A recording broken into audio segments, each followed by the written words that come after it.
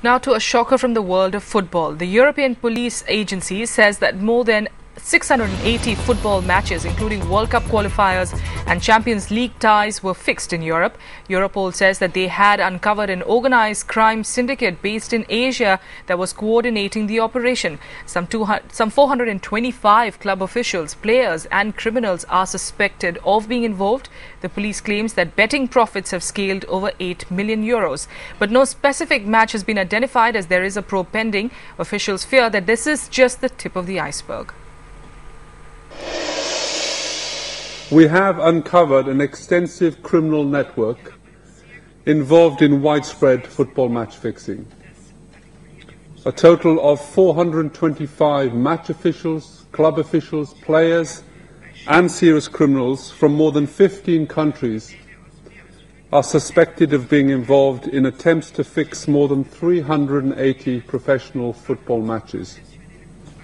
The activities form part of a sophisticated organised crime operation which generated over 8 million euros in betting profits and involved the payment of at least 2 million euros in corrupt payments to those involved in the matches. World Football Association FIFA said, and I quote, "FIFA and the football community are committed to tackling this problem, but we won't succeed alone. The cooperation between law enforcement and sporting organizations need to be strengthened. The support of law enforcement bodies, legal investigations, tougher sanctions are required. Currently, there is low risk and high gain potential for the fixers," unquote.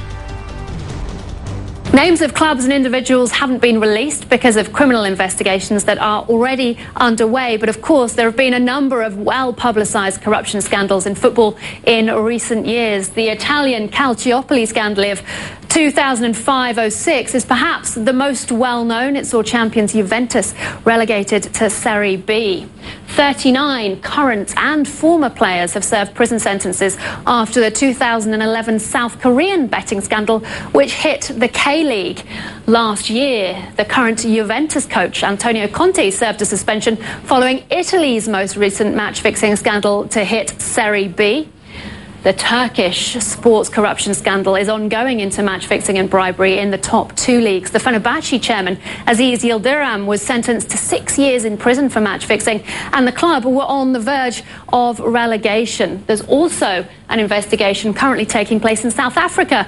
The Football Association president was suspended in December last year, but has been reinstated, although the inquiry continues.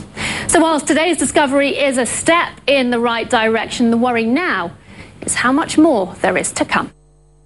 I think that there's so much corruption in football and in Champions League games particularly that it's inevitable.